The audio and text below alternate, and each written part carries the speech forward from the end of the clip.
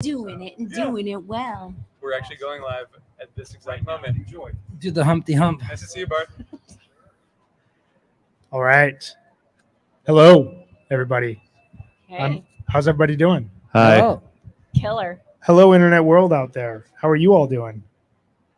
Hello, everybody hanging out ahead of the fish show tonight. How is everybody doing out here? We got the horns. We on. got horns. With horns. With horns. My name is Brian Brinkman. I am part of Osiris Media. I am so excited to be hanging out here outside of the Chase Center in this beautiful plaza, Thrive City. Thrive City, with some of my closest friends here to talk about a small little band from Burlington, Vermont named Fish. I'm going to let everybody introduce themselves here, and then we're going to talk a little bit about Fish. Hi, I'm Eliza Alishant. I'm a voice on Fish Radio, longtime fan. Hey, how's it going? Hey. Fans walking around. That's awesome. I'm Benji Eisen, longtime listener, first-time caller. Hey, I'm RJ. Nice to see everybody. This is so amazing being out here. There are people waiting in line over there, I think, to get onto the floor, right? Is that where we are? That line's for posters, and then the line right there next to the arena is to get in. Okay. The floor. So do they do posters for every concert? They do. Okay. And T-shirts too, right? T-shirts too. Yeah, I am Band's thrilled to crazy. be here because I got to watch this particular arena being built from the ground up when I lived about 4 blocks away from here, and every day when I'd walk by here, I kept on saying to myself, someday Fish is going to be in this arena. And then I moved. And someday is now today. Yeah. It's amazing. So we are hanging out here. We're going to do a little bit of a show for everyone out there in the internet world, as well as for this wonderful crowd that we have here for us. Thanks, everyone, for hanging with us here today. We're going to talk about 2 things kind of broadly and then kind of get into the specifics of. We're going to talk about Fish in San Francisco and kind of what the vibe of this city, the history of this city has meant to Fish playing in San Francisco, how it's informed their larger career in some ways, as well as we're going to talk about the differences between summer and fall tour, kind of what it feels like when you transition from the sheds into these indoor venues, when you are hugged and embraced by Chris Carretta's lights, and when Fish's jams tend to get very dark and just exploratory and amazing. But before we do that, as we've done so many times here on HFPod this year, we are going to talk about summer 2021 really quickly. I'm going to start down with you, RJ. Can you tell me just kind of your brief thoughts about Fish summer 2021 and what your favorite show that you saw during the summer was? Oh, man. Thank you. And I do want to hear Benji. I actually want to hear everyone's thoughts on last night at some point, which is technically fall, but I'll just address summer by saying the last show I saw is always my favorite show, which is kind of a cop-out, but the last show I saw was Sunday Night at Dick's, and before that was Sunday Night of AC, and both of those were the best shows of the summer I saw, and then before that was the Friday Night of AC, and before that was the second night of Nashville. So at this point, I saw some good shows. I saw some really good shows. I think Sunday Night of AC was maybe my favorite show experience of the summer, but there was almost no disappointments in all of summer from my perspective. But I'm going to go with Sunday Night AC. Benji, what about you? Well, I agree with you. It was an undefeated season this summer. But I personally, I felt that the tweezer from Shoreline Night 2 and also Night 1, I thought both of those combined were that Shoreline run taught Fish in the Bay Area, even though those accidental fish in the Bay Area. Yes, it was a good accident. I thought that it was incredible because it was so last minute. The venue was half empty, which I loved. I know not everybody loves that for various reasons, but I loved it because it meant that there's plenty of space. And I thought that the band really, I thought that they nodded to the Tahoe tweezer since they were supposed to be in Tahoe that weekend. I thought it was a great little nod. And I thought it was the best tweezer of the summer, my favorite jam of the summer. And also, I have to go with the popular opinion that Deer Creek Night 1 and Nashville Night 2 had some of the best playing of the summer by far. Well, Benji kind of stole mine. I have We can some. share. Yeah, I'm going to share. So it's night 2 of Shoreline. I only got to see in person 2 shows this summer, and of course, attendance bias. Those Shoreline shows were amazing. I'm all about gratitude. Fish fills me with gratitude all the time. And that show, both of those shows were filled with gratitude so much because the ability to pivot in the way that they did. I mean, they were keeping their eye on the ball the whole time and making it happen. It's not easy to just move into another venue. And so Team Fish making that happen and all of us changing all of our plans last minute, like it was that was really intense for me. And that tweezer was killer. But no one's mentioned the Soul Planet. Well, But that's just I like that alluded- doesn't need to be. Well, said. I alluded to the Soul Planet because I felt that what I think, with all due respect to the song, when we talked about the Soul Planet from Shoreline, what I think we're all referring to is the massive amount of music that was attached to it. Sure. Brian, can I ask you a quick question about the Soul Planet? Always. Do you think there was any intention there with like going so far out there with a song that is, I would say, divisive? I think the band likes to mess with us at any chance that they can. And I think I like to think about those at home who are not paying for the webcast who get one free song on Facebook right when the band starts. And if you go back and if you pull up the YouTube of just the Soul Planet Jam, there's nonstop complaining about, oh man, the only free song we got was Soul Planet. And then 5 minutes goes by and people are like, oh, this is actually pretty good. 10 minutes goes by, oh, this is actually a really good Soul Planet. 25, 35, 40 minutes goes by, and suddenly everybody is celebrating Soul Planet. Like, Soul Planet is now, the next time that they play it is going to be like the next time that they played Lawn Boy after the Baker's Dozen version, where everybody is going to lose their mind. And that is a brilliant, brilliant move of an about face by Fish. My thought on it as well, when I said earlier that they gave a nod to Tahoe Tweezer, it wasn't the Tweezer from Shoreline. They did that the second night. It was the Soul Planet, because I feel like everyone there was supposed to be in Tahoe. Everyone knew that the shows were supposed to be in Tahoe.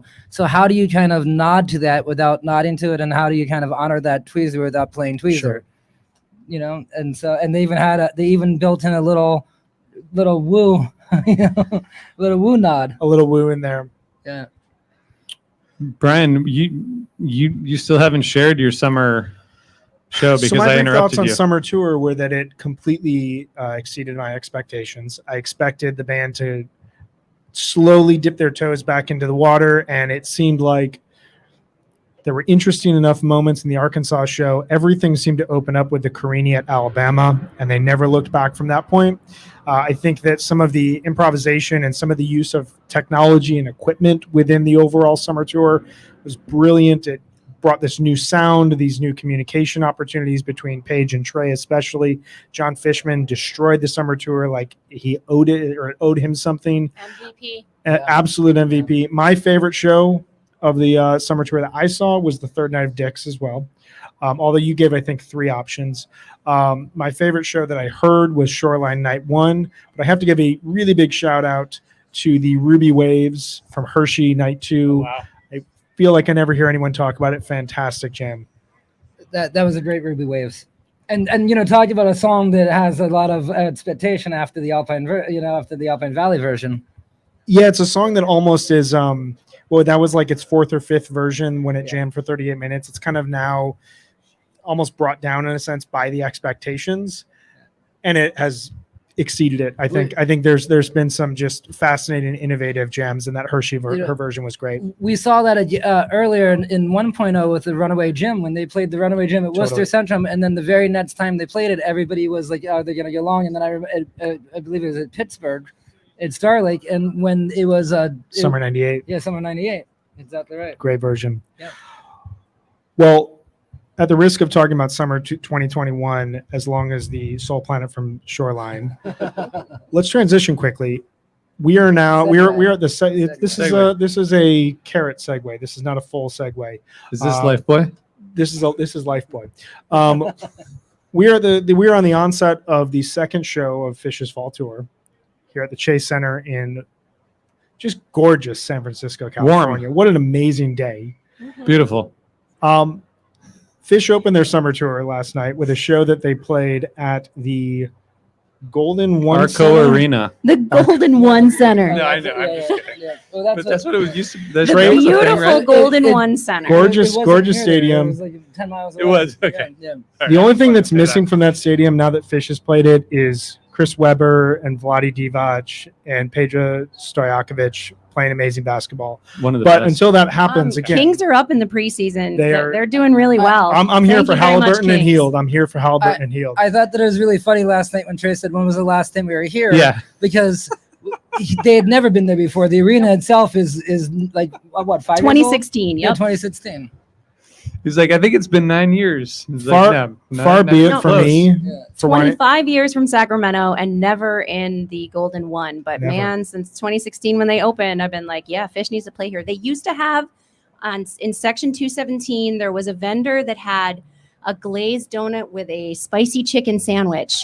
And would you know, right before COVID, it went away. And so Ah. we didn't get our spicy chicken sandwich on a donut. I'm sorry, Paige. I What- tried. What section? It was 217. So there'll be a clothing store. Yeah. I just want the spicy chicken sandwich. Bring it back. Well, far be it for me to want to correct Trey at any point mid-Phish, but he seemed to think that the band had played in Sacramento 9 years ago. It was 25 years ago, as you Yeah. said. In that building that didn't exist at the time. Correct. What were your thoughts generally about what I would just say is a very interesting, albeit slightly strange tour opener in a positive way? I thought it was, I enjoyed last night's show, but both of you were there. What were your thoughts on the show? Well, as a crafter, I would call it a hodgepodge. There you go. Lots of beautiful moments, all kind of thrown together. Maybe not completely. We don't know what we're doing, but flowing, something's but going to happen. Yeah, right. Let's see what happens. And it was amazing. I feel similar. I think that the Mercury was the first time that they really got to open up. Sure. And that makes a lot of sense to me because, the first set back, it's sort of like, oh, hey guys, hey, and of course, as we all know, Trey has been playing and playing incredibly at that, at that for the past, he did a 13 show tour. I believe it was 13 show tour with Tab. And the other guys, it's been 2 months since Dips. They were obviously rehearsed, but I feel like the first set was sort of getting reacquainted and with the audience as well, and everyone settling in. And then they did the Mercury, and then from there it was a hodgepodge, and it certainly was, a little bit hit or miss, but the hits were there, and I walked out of there extremely satisfied. It was super loose. Like they Yes. weren't trying to like, some Saturday night shows or the first show, like sometimes it's just like they play something for 8 minutes, really try to push it, and then move on to the next song, push it for 8 minutes. Like they're looking for a thing.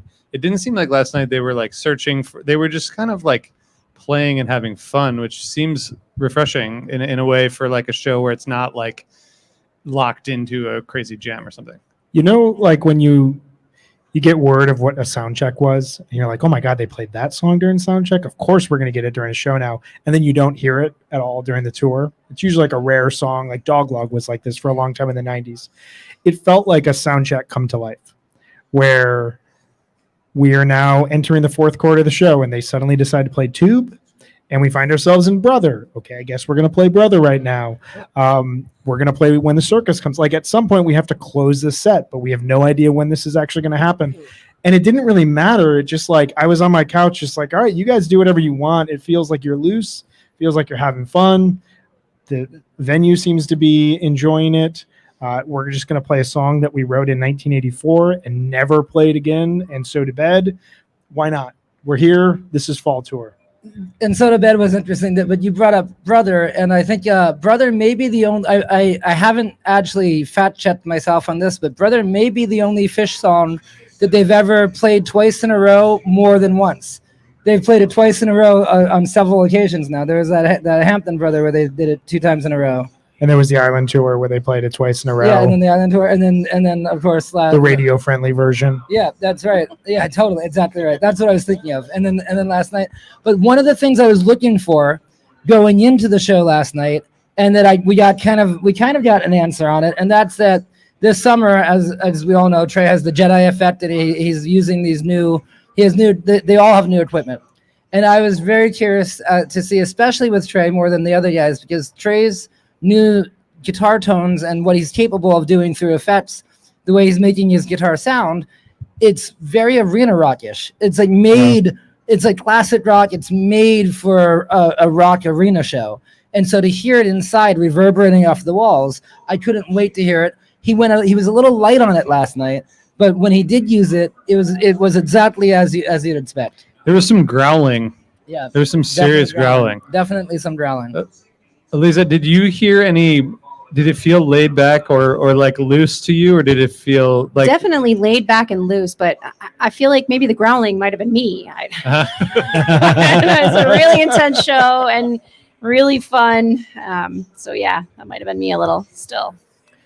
Well, it's going to be interesting to see where this leads the tour. I don't feel like I have I think it's going to take now like a show or two for us to know what this tour is going to feel like. Is it going to be a jamming tour?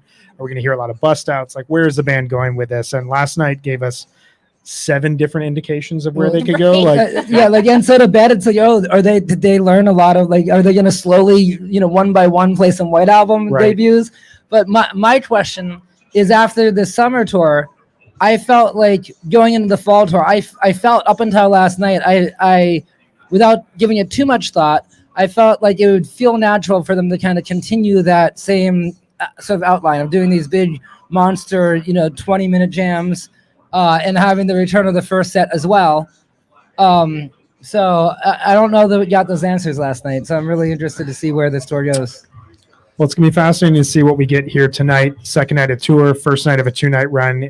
First time the band has played at the Chase Center. I'm really excited. It's gonna be awesome. It's going to be awesome. It's going to be awesome. Yeah, that's the one thing we know about this tour. It's going to be awesome. It's going to be awesome. Also, can we just talk quickly about the influence of the Tab tour? Because which wasn't Tab at all. It was Tab, and then it was something else, and then it was John Fishman's But Tab. by the end, it was just like a jamming vehicle, like literally. And that's gotta. I feel like last night, even hearing them in the middle of, Mercury, it was just like they were back pretty seriously. It didn't feel like sometimes in like a summer tour opener, it's like it's been 6 months since they played together, and they're sort of finding their groove. But it felt to me like they from the moment they started, they were in sync. Did you feel like that in the venue? It did, and I mean, at least to me, it did, and it also, I think, a lot of that might have to do with the fact that it wasn't just Trey; it was Trey and Fishman, and when the two of them are playing, if they're in sync, then Mike and Paige are going to be in sync. It all goes down. It all comes down to Fishman. And he doesn't usually do tours before a Fish tour. Right. Yeah. Well, let's put a pin in that because it's something I want to talk about here a bit later in the show is kind of where are we hearing the band as they come back in fall tour and how has that historically impacted them. But I think we should transition to the meat of the show where we talk a bit about Fish in this historic, amazing, and let me just say it again, like you're just seeing a bit of this online. Gorgeous day in San Francisco, California. I didn't know that we get this weather in October. The wind is starting now, but it is an absolutely gorgeous day.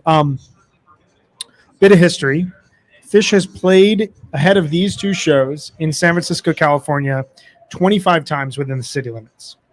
Now, if you expand, as we all know, San Francisco, thanks to the 49ers, are playing down in Santa Rosa. Where do they play? Santa Clara, and also they play down in Big Sur. I don't know. It's Santa Clara, which is without traffic 45 minutes, but more realistically about 2 hours from here. And this is the what we're looking at right now, the Chase Center. It's the very first arena of this size to be, it's brand new. Built in San Francisco. And I'm telling, I mean, they had the Bill Graham, which they went to, but that was almost an underplay for them because that was, less than 10,000.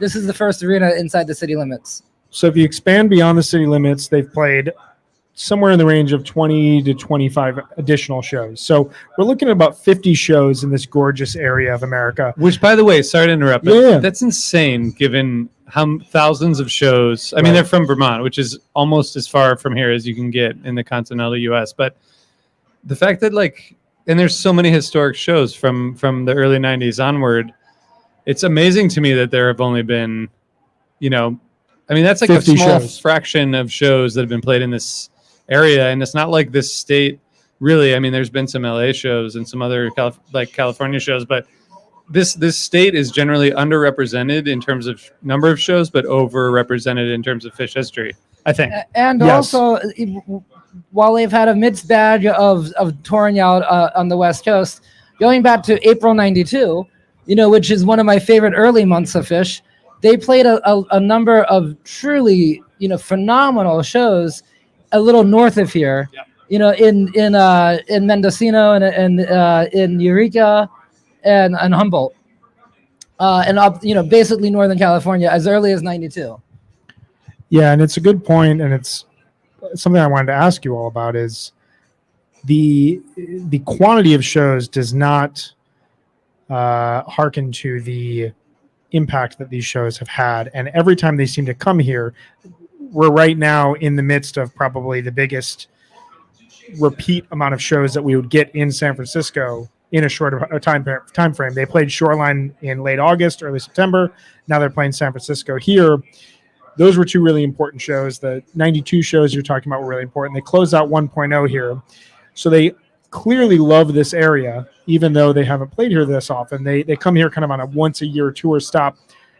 What do you all think that San Francisco has meant to Fish in the sense that they may not play a lot, but they really seem to bring everything to the shows when they play here? Oh, breaking into me first. All right. Well, man, I moved here to San Francisco from upstate New York, real close to where Fish was. There's something about the energy here, like stepping away from Fish. Look at Star Trek. Gene Roddenberry put the Starfleet Academy here in San Francisco for a reason. So there's a lot of really good energy in this bay. I love cultural analogies to Fish. Keep going with this. Amazing. Keep going. Amazing. You can just You run want with to hear this. all my Star Trek I analogies? did, because all I was going to say was Paige's brothers here. Yeah, it's a special place. It's open, and this is where the summer of '69 went down. Yeah. There's Hippie Hill, and it's all about the love vibe out here. So San Francisco's a special place. What do you guys think it was like for Fish to come out here? And I guess the first time they played here was probably 91 or 92. October 91. October 91. And then they Steve played, Silverman was there. You guys work on Undermine, and we talked about it in Great recent American episode. Music Hall. I've never heard of there it. you go. Is that a movie? Oh, love that venue. Undermine is a Fish podcast presented by Osiris. Keep going. Okay. What do you guys think they experienced coming? Like, we know about Colorado. They went to Colorado, and it was like they kind of established a different kind of vibe and fan base there. Do you think in 92 or late 91 they came out here and were like it's another city to hit, or do you think they felt the history of the dead and the history of everything they were kind of stepping into? Yeah. I definitely feel like they felt that history, because not only do they know the history, but the fans are sometimes when Fish goes into a new market, when they went into a new market in the 90s, there was sort of, you had to have the Fish elders that were on tour kind of instruct the kids how to enjoy a show, or how to be respectful at a show, how to handle yourself at a show, what you can and can't do. This, like the Fish contract, which is different than a normal social contract. But I feel the audiences in the Bay Area already know that, because they're already used to it. Audiences in the Bay Area are used to two-set shows from bands that improvise. And it's as you were just saying, it's everywhere here. There's music history, it's everywhere. There's Carlos Santana's high school is about 2 miles from there. The Grateful Dead formed here. Jefferson Airplane's house was about 2 miles that direction. Janis Joplin also lived about 2 miles that direction. And so when you talk about that type of history, the audience is here, and now it's the Fish shows. Some people I know that were going to those shows, their parents were Deadheads. And so I feel like it's just it is a part of the history here. Yeah, I was going to say the influence I feel like the Dead has had on Fish isn't so much about the music as it is more about the community and how it travels, how to be respectful, how to be kind, all that kind of stuff. So that's what really has influenced Fish more than any kind of the sound. Yeah, in my opinion. And I don't want to spoil my own selection for a favorite show, but from the Bay Area. But I will say that there is an exchange that Trey had with Trixie Garcia that I really feel speaks to what we're talking about with the influence. and that's that in 2012 for the very first 3-night run at Bill Graham. Trixie Garcia, Jerry's daughter, called me up. I'm friends with her, and she didn't know quite how big into Fish I was. So she said, "Hey, I have tickets for this band Fish if you want to come with me." And I said, "All right, I got tickets, but I'll bring you with me." So we came here and to the Bill Graham, and we had, because of his Trixie, we had Torn Capshaw from Red Light came to greet us and the whole thing. And at set break, they went to fetch us, and I told Trixie, I said, "I'm staying here. You go, because I whatever's gonna happen, I don't want to be there for it." And we had been partying a little bit, and there's a very sober environment backstage, and so I was very respectful of that. So I opted to stay in my seat. Trixie came back after that set break, white as a ghost, and looking like she just had like an emotional. And what happened was, that was the first time she met Trey, and the first time Trey met her, for that matter. And Trey said to her, and keep in mind, her mind frame at that point was she was partying, she was with a friend, she's not a Fish head. And Trey said to her, "When you go back out for a second set, I want you to look around. Every single person in this building, including myself, we're all here because of your dad." Wow. And he cried while he told her that. And so I think that having him cry, telling Jerry's daughter, "Every person in this building is here because of your dad," directly or indirectly, that's heavy. But that also that betrays the fact that they are very cognizant of the history. Yeah, I know when we were talking with early fans from the 1980s for Undermine Season 1, a lot of them were talking about the fact that they thought of Burlington as San Francisco of the East in a lot of cases. And I think if you look at those tours, especially when you get to like 1990, 91, 92, 93, when Fish was playing 150, 170 shows a year, and they were doing a full swipe of the United States and then back again, they would work up to San Francisco. And every time they came to San Francisco, and you can see it in these early shows, they added something a little bit extra to it. They would debut big songs. There would be an extra jam that would be added. They knew that when they were here, they were amidst something that they had to both intentionally tap into, but also just like absorb. And it all comes down to Jerry and the influence that he had on the band, the influence he's had on the scene. And you feel that when you're here. And they've also had a lot of special guests in the Bay Area. I feel like, in the past, historically, they've had a lot of special guests in terms of how they don't often have special guests. Period. There's a little band called the Grateful Dead, once known as the Warlocks. A few members have joined the band as they played here. And then you have Santana joining Trey Anastasio band at the Warfield. 2003, amazing second set. Yeah. Brian, can I ask you a question? You can. You have thought about this the most. Not to accuse anyone else of anything. What's your favorite San Francisco Fish show to date? 4/17, 1992. All right. That's Benji, the right answer. It's the right answer. Benji was alluding to this. I'm just going to pull my notes out here really quick so I don't mess anything up, because I know that you all want to hear factual information. There's a run that Fish did in April of 1992 that is up there with my favorite weeks in all of Fish history. 4/16/92 Anaconda is an incredibly famous show. 4/18/92 they play at Stanford. That's the Linus and Lucy Harry Hood. 4/21/92 in Eureka. Amazing tweezer. Perhaps the first post 1988 amazing Fish jam that leaves tweezer and goes into this space that it's beautiful. Showcases where the band's going to go. Incredible show. Amazing show. But 4/17/92 at the Warfield, Fish's first show at the Warfield, you get an incredible Reba in set one where they move beyond the theme of Reba. They get into the jam and it goes into an early type 2 area. You get a Bowie, Catapult Bowie. And then in the second set, you get these 4 songs in a row. And I just want to watch you all lose your collective minds. You Enjoy Myself, Fluffhead, Squirming Coil, Tweezer, all in a row. Now, 1992 Fish had a far smaller rotation and a smaller song catalog. So you were going to hear bigger songs in a second set. But getting those kind of songs back to back to back, to me, that's the band here in San Francisco saying, we're putting it all on the line for this. I just want to say that the 4/16/92 show from Santa Cruz, that was my first I had a bunch of tapes, and then I got that as a Fish CD. Wow. Follow Me to Gamehenge. Yes. And it was like a soundboard recording of this show that was just, I mean, that tour was just incredible. April 92, one of the best months of Fish. Yeah, incredible. Incredible. All right, can we keep, should we go down the line about favorite San Francisco Yeah, Fish what shows? was your favorite San Oh, Francisco fuck. show? Shit. I'm just going to say that it was the last time I was here, which was Bill Graham 2018. I got to see both nights, and the second night, Set Your Soul Free, was just, first of all, it was the first, I had seen shows at Bill Graham. I lived here for a couple of years, so I saw a lot of shows around the city, but it was during the hiatus.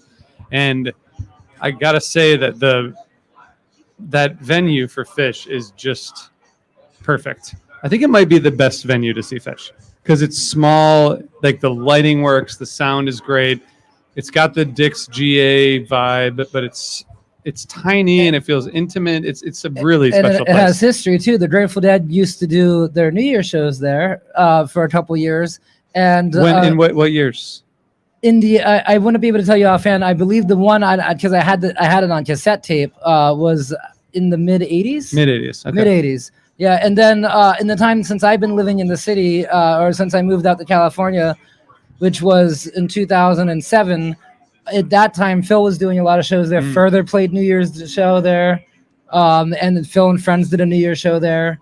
So it has history. I mean, it's called the Bill Graham. So of course it has it. But then it's interesting because Dead and Company do their New Year's here now at the Chase. That's right there for people watching at home.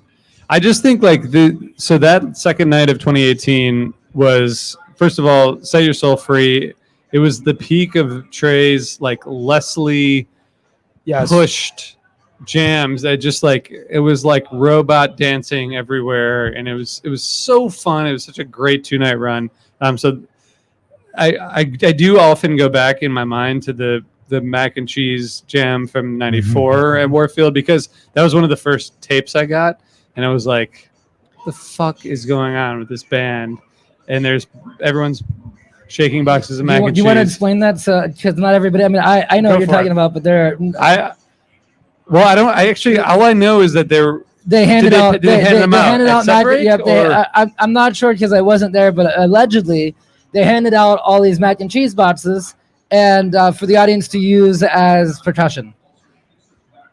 Yet another example of Fish fan interaction. Shaking the mac and cheese during the jam, and that was like a tape you get where it's like mac and cheese jam, and you're like, "Oh, this band's fucking insane." No, sorry, but these guys do. Gots. Yeah. Benji, what's your pick? My pick for favorite.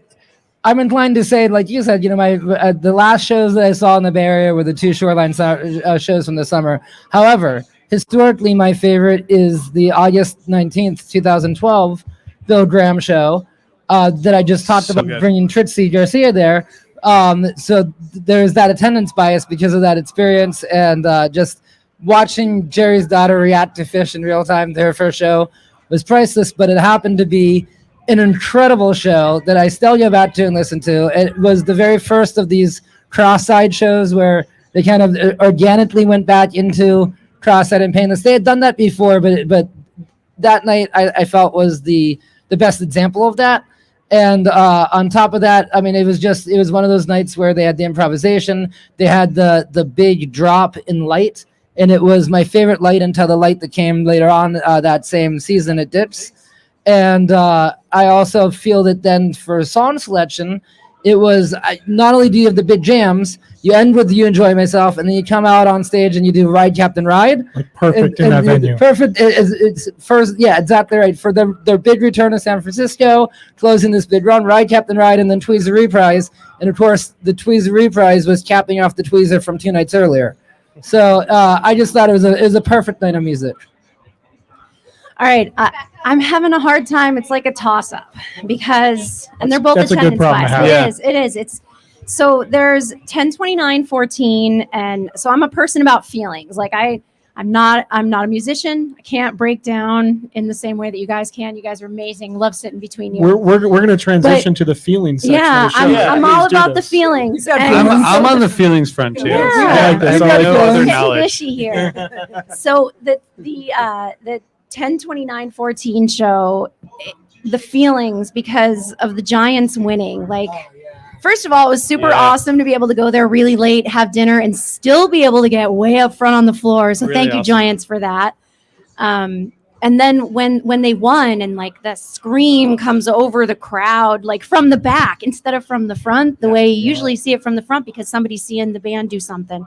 But it came from the back towards the front, and then it hit the band, and then they played "We Are the Champions," and we were just talking about this. The feeling of "We Are the Champions." Everyone's got a sports team. Mine was the Adirondack Red Wings when they won the Calder Cup the same year as the Miracle on Ice, and they played "We Are the Champions," and that burned it into my 9-year-old soul. Like, so when Fish played it out here, I just blew my mind. It's in my brain. I'm a Giants fan, and being there that night, I had, normally if a crowd erupts for a sporting store at a Fish show, I kind of roll my eyes and I'm like, oh, what a distraction. But that night I was like, oh yeah, they're playing whatever. We just won. So the other one is going to have to be the end of 1.0, the hiatus show. That was really intense. The night before, Bobby had come out, and so there was that nod to the Grateful Dead. But the second night, it was all about Fish. Yeah. We're not having any guests here. This is all us. We're here for you. And then the close when we all just stood there and cheered, still gives me. I was gonna say, did you cry? I wasn't at that show. I did. I still cry Oh my sometimes. I just God. played it like last weekend on the channel, and I cried. I'm a feelings person. It's the most beautiful "You Enjoy Myself" vocal jam I've ever heard.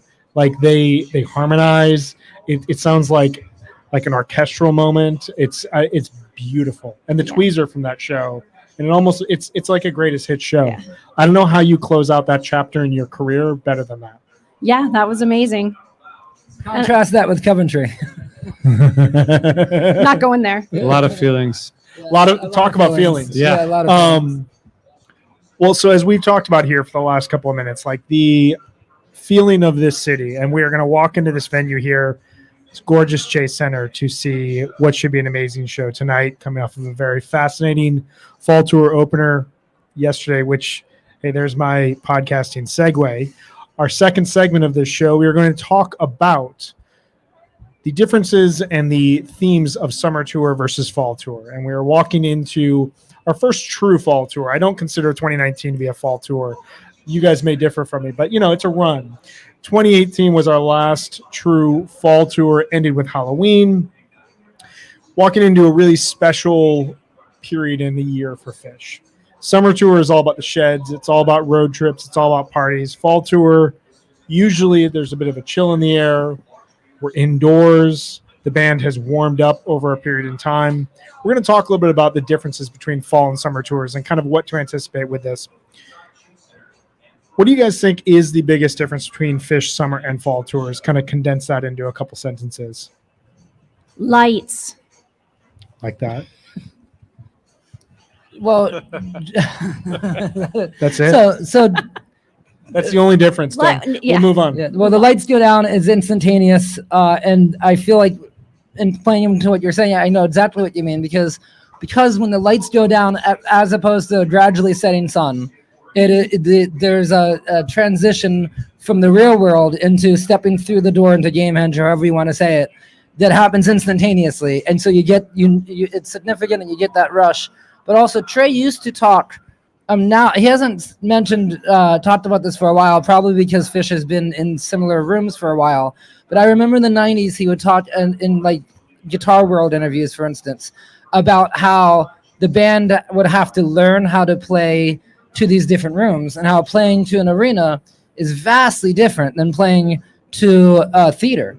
And I feel like 96 maybe that was when they were kind of learning about like how when the wall, when the guitar is reverberating off the back wall, and yet at the same time, and that going with the lights, it's a different thing. It's arena rock. That's literally a genre of music, arena rock. And when Phish plays arenas, they embrace arena rock in a way that they've learned how to play to those rooms. Just like when they play to the Gorge, they're playing to that big wide open space. Same with Dips. They play a certain way at Dips. They're playing to that space. And I really feel like fall tours are more intense Phish, because being in an arena is a much more intense energy. It's immediate. Yeah, it's immediate. Yeah. It's immediate. I saw my first show at a fall. My first two shows were fall 95, fall 96. And I didn't see a summer show until 97. I know. Believe me. To me, like, indoor Phish is what it's all about. And it's a little bit scary to go into a building with all these wooks. But I gotta say, like, there's the fact that when the lights go down, it's dark immediately. It's a totally different experience. Yeah. Sound, sonically, visually, everything. It's so great.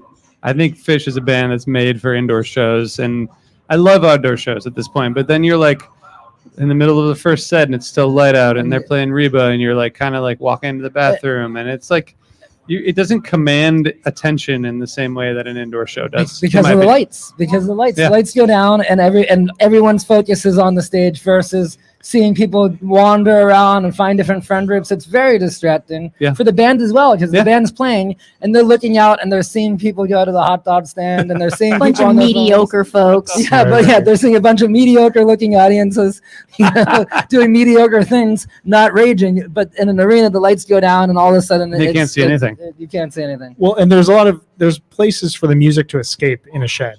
It just floats out into the air. And that's like where you get, people talk about the gorge sound. You know, the music leaves the stage and it's gone. It drifts off. And there's something special about the way the band sounds there. There's no place for the sound to escape here. You're trapped. It hits the walls. It bounces back. It reverberates. It reverberates. And so when they get into a big jam, when they get into, even just Character Zero Rock Peak, you feel it a little bit more there. Character Zero was written for arena rock. For them transitioning into that. Yeah. I also just think, like, if you, in my opinion, if you think about like the most intense, continuous periods of Phish, there's like fall December 95, there's like fall December 97, there's December 99, fall 13, like, and then maybe more after that. That's kind of Baker's where I lose Dozen the would have thread. probably, But they did a fall tour in the summer in 2017, basically. 2017, yeah.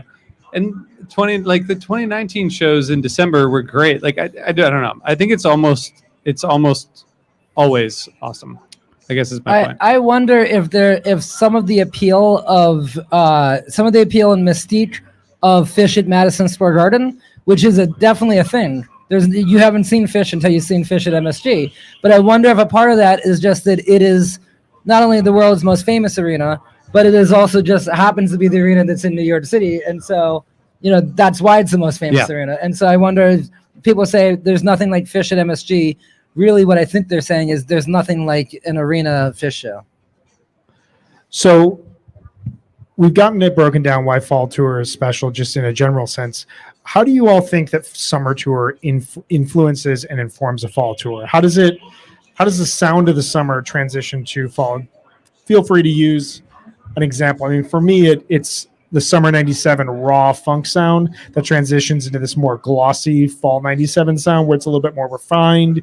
They're going for jams on a regular basis, but they get there a little bit faster. What do you all hear when you hear fall versus summer?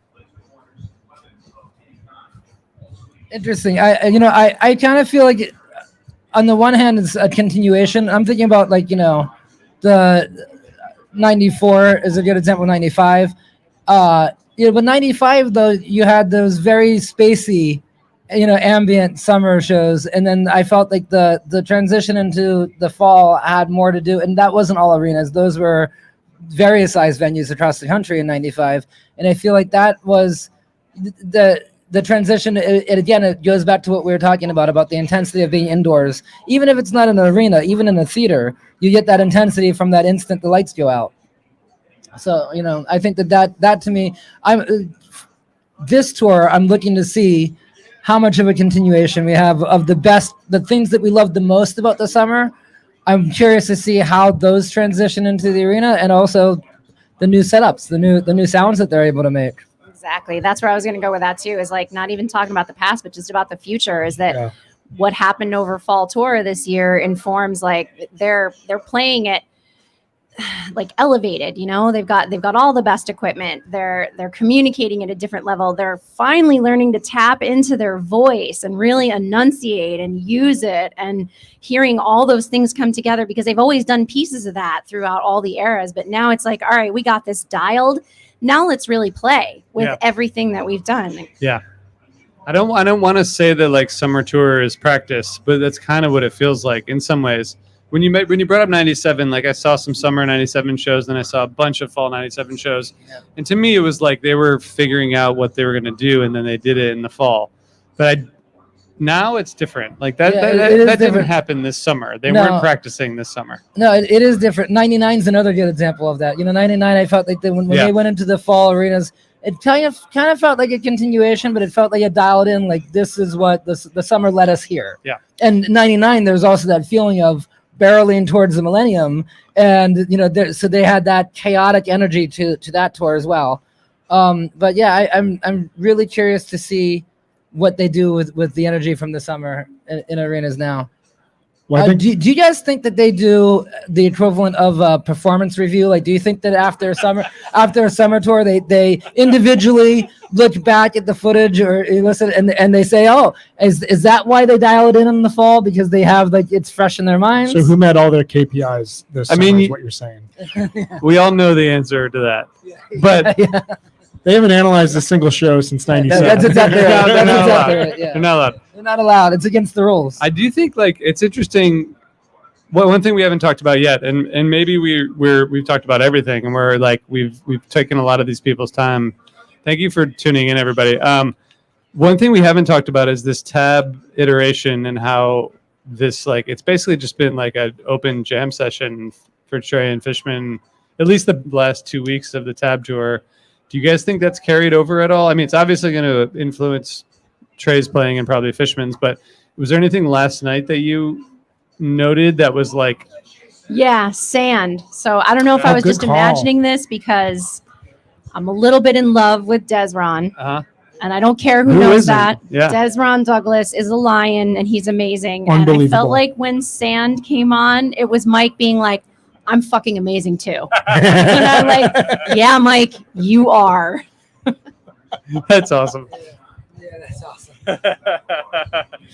Yeah, I mean, I feel it's a really good question that we will know either tonight or tomorrow. Like, I feel like last night was less about jamming and more about, like what you were saying, how do we take what we did over the summer and move it forward, in a sense?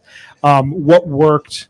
We can't repeat that tour. It's over. It's in the past. But what can we do now to bring it forward? And I think to that standpoint, like, I think about summer and fall 95.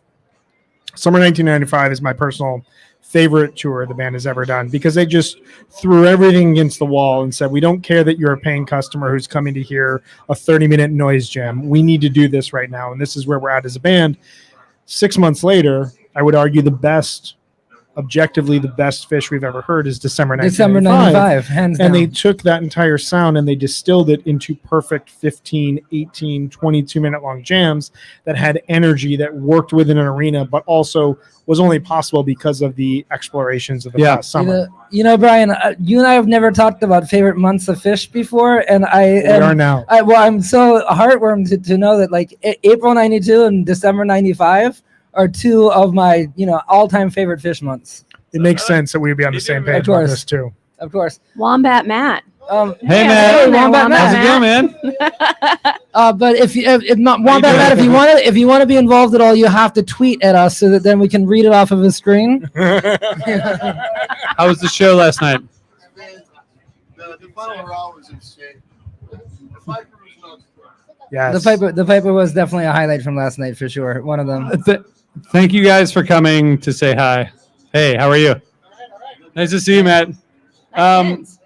Matt, thank you for coming by. You can come and join us if you want. I just noticed, Brian, on your sheet here. It says opportunity to bring on a guest if someone notable is in the audience. First of all, everyone's notable, but also when we started Osiris in 2018, we had like 5 podcasts that we brought on to launch Osiris, and one of them was No Simple Road, which was Amazing hosted podcast. by a guy named Aaron and his wife Mel and Apple, and there's a cast of characters that come and go. But I just want to say that Aaron is here in the audience, and Are we going to he's- get a porch hang? I think we should. I think we should get a porch hang. Here's the thing: I've never met Aaron in person until this Me moment, either. so I want this to be part of our show. Hey, Aaron. This is awesome. We can do the play-by-play at home. You as well. This is amazing. Benji, What's up, Ed? a pleasure. Hey, dude. What's up, RJ? How you doing? I'm good, man. We're for those at home listening, curious as to what's going on. It's the parking lot scene here. It is. It's pre-fish, the lot scene. So It is. we have reunions, introductions. Is there even a parking lot here? strangers stopping strangers just to shake their hand? There Costs is a parking lot $35 here. to park there. It's but yes, called- there is yeah. one. I do want to. Let me ask you one question, Aaron, because you went to the gorge. How has your fish experience been this summer? What was the gorge like? What's this summer been like? This summer's been a whirlwind, man. I mean, after lockdown and everything, when we saw stuff starting to get announced, I bought tickets for everything I could possibly buy tickets for. And, you know, like when you're sitting at home and it's quiet and you're at your computer and you're buying tickets, that's one thing. But then when you start doing everything, that's a whole other ball of wax. And it's been the best summer ever. Like, we flew to Hershey on a whim, like just sitting on the porch. And I said, you know what? We're adults. We could do whatever we want. Let's just go. And Mel was like, okay. And so we hopped on a plane like 3 days later and flew to Hershey. And that first tube, that first night, dude, it was like a fire hose of energy coming at us. And I just knew we were in the right place. And I was like, you know what? Let's keep the train going. So this is the start of 3 shows in 5 days. So yeah, the gorge was a whirlwind. It was amazing. And we actually did a live podcast from there. And so it's been really cool. I love it. I don't know what else to say. I love it. Did we It's do so it? good to see you, Aaron. Did we do it? I have one more question for you. Oh, shit. Stay here. Okay. All right, so we are all walking into. We're gonna wrap up here and send everyone off to Fish in San Francisco, It's so night good. 1 of So 2. Give me a song or a jam that you want to hear tonight, walking into the show. Brian prepped me for this because I looked at my stats, which I don't do very often. It's fucking surprising. Yeah, Okay. My 2, I have a lot of not seen songs, obviously, but the 2 that I haven't seen that I would like to see are apparently I've never seen Peaches. Yeah, it's crazy, right? And I mean, among a lot of other songs, these are the ones that stood out: Peaches and Light Up or Leave Me Alone, which hasn't been played for a long time, but what an awesome song. I love Traffic. John Barleycorn Must Die is one of my favorite albums of all time. And they played it in the Bay Area before. Yeah, like that to me feels somewhat realistic, but that's my contribution. love it. I would like to see what I always would like to see, which is a tweezer. I also want to see them do whatever when they get out on stage and Trey's like, you know what? I can't wait to play this song, even if it's not always gonna be the songs that we can't wait for. But if it could be a Lonely Trip song or whatever, those when the band is really excited to play something, I want to see that because that I'd much rather see them. I'd much rather that they played something that they're excited about versus Fluffhead just because everyone in the audience is yelling for it. But that said, I also want to another song we talked about earlier. We're in San Francisco. I'd love to see the 73 Men Ride Up from the San Francisco Bay Wow. and play Ride Captain Yes. Here we go. Love it. Ride. Yeah.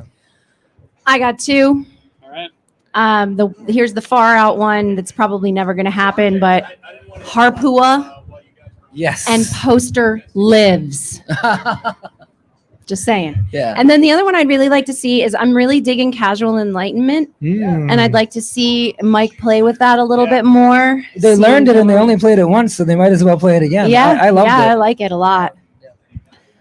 So I share Benji's vibe in a tweezer with a big jam. I don't want to be boring, but I'm surprised you guys like that song. It tends to work. There's barely any lyrics. Is it not the dumbest song that Every leads to the time I- greatest jams ever written? Every time I hear it, I'm like, I don't remember this part of it before. But Also, how the verses continue, and then it's like it seems like they go on for hours, and then they drop into the jam. right, It's always interesting. it's interesting.